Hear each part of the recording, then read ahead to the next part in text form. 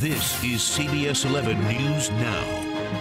It is News Now, our digital update. Good morning. I'm Karen Borda. A major artery in Fort Worth remains shut down hours after a deadly crash involving a big rig. I'm here now with traffic expert Madison Sawyer. She's got more information. You've been following this all morning. Yeah, this is something that we've basically been tracking since about 5:30. It's shut down 35W, and 35W remains closed. You can see on this video just how severe this crash was. Underneath that 18-wheeler was a car, and then beside that 18-wheeler was two other cars. That's just two of the vehicles involved in this crash.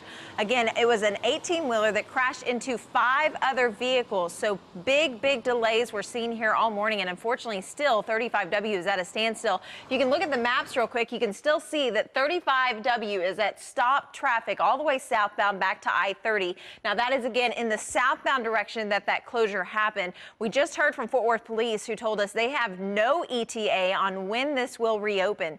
So that means in the meantime, if you have any sort of activity that takes you into the South Fort Worth area that normally you would take South Freeway to get to, you're definitely going to want to plan an alternate route. So here they are. You can take 287 or Chisholm Trail Parkway, both of which will lead you down to I-20. Again, Chisholm Trail Parkway is a toll road, so you will have to pay a fee in order to utilize that roadway. You could also use 287. 287 will connect you to East Loop 820 and then back to I-20. But again, both of these going to be a much better route, even though they look out of the way than all of these surface streets, because we were looking at the Textile camp earlier, and all of these surface streets were red because of all of the traffic that's being forced onto that surface road and the service road. So again, big delays being seen there. No ETA on when it will clear, but what we have learned is that Fort Worth police are still investigating this crash. So that means, Karen, that they haven't even started cleaning up this 18-wheeler, that the trailer is literally across all of the lanes. Right. So they won't even be able to open one lane until they get that completely cleared. Whenever you have a deadly accident like this, you know it's going to take hours to resolve. Yeah. It's not just a matter of getting things moved out of the way to make things more convenient for other drivers.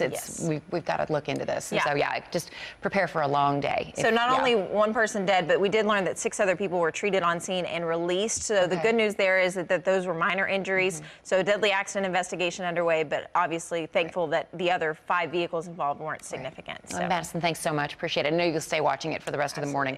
Well, some city leaders are declaring success in efforts to curb illegal street racing in one Dallas neighborhood. According to City Council member Scott Griggs, the new speeding task force issued 29 tickets around 12th Street on its first day.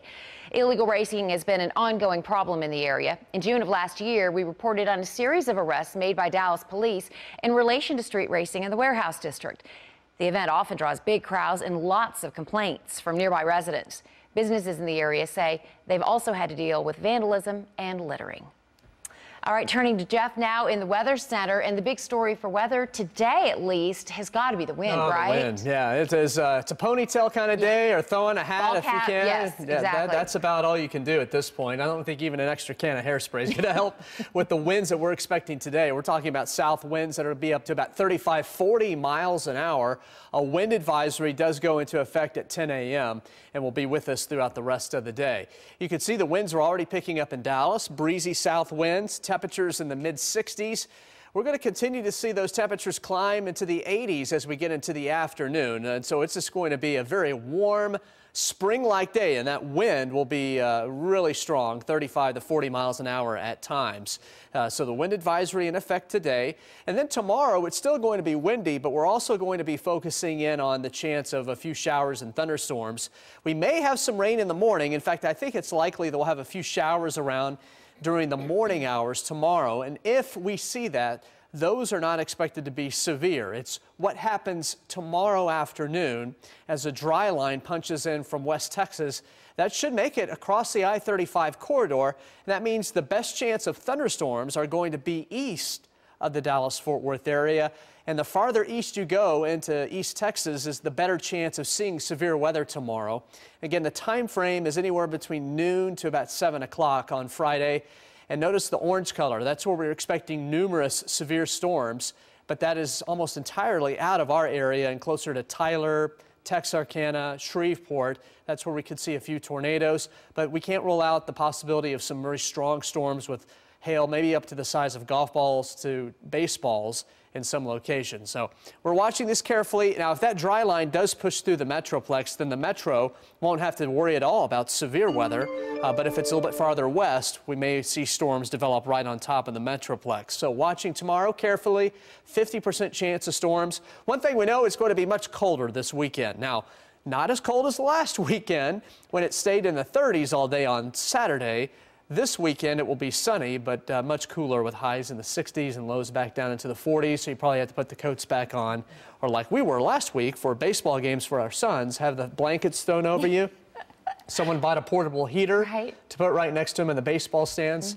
Might have to do that again. Yeah, I mean, and I'm looking at right now, just looking at the 7-day, it's windy again, and I noticed the distinction between windy and breezy. There's a difference. There's a difference. So I'm going to be outside too, so I'm going to remember all of those things. Right. I'm going to bundle up, Jeff. Thanks so much. Well, we know the cost of living is high in parts of California, but one house is proving it may not have to be in the best shape even to be a big seller. A fire ripped through this 1,000 square foot house in the Silicon Valley 2 years ago. But despite that, the asking price, $800,000. And on top of that, the property's realtor is expecting a bidding war for it, with 10 potential buyers having already asked about it. Other local realtors say it's really not that surprising. The property's proximity to high-tech companies makes it ideal. And they say that $800,000 price tag, along with the rebuilding costs, might actually be a deal. You come out ahead than if you were to buy a brand new house in that same area. That's crazy. It just tells me why. Okay. Thanks for living in North Texas. Right? Yeah, exactly. Not necessarily. We don't necessarily want y'all to come here, but. Wow, well, we're just going to appreciate what we have. The realtor on that story earlier said that the existing homes that are in good shape are selling for like $1.5 million. So $800,000 is a deal. And we were talking 1,000 square foot house. It's like when the size of the property, the lot itself was 5,800 square feet. I mean, there's some houses in South Lake. Oh, yeah. The house itself for 5,800 square feet. Well, that's when people move here from California. They can't believe it. I'll buy two houses because I just sold my house for $800,000 and I'm going to buy this one for $200,000. Exactly. It's a steal. It's an absolute bargain. Well, thanks to all of y'all for being with us today. Letha and John and Trisha and Joan and so many of you guys are saying prayers for all of those that person certainly involved in that wreck today, and for everyone involved in that accident on the South Freeway. So yeah, no, you'll continue to watch it. Absolutely. We'll have an update at 11. Yes, live update at 11, and it's definitely something that could impact your evening commute too. I could easily see them closing off a couple of lanes for the evening commute. So if you're trying to get out of downtown Fort Worth towards South Fort Worth this afternoon, definitely check CBSDFW.com for any updates, because it could impact the evening commute as well. All right, thank you. And thank you for watching CBS 11, the ones for Texas. For the latest updates, head to CBSDFW.com. We're going to have another Facebook Live News Now update coming up at noon. Have a great day.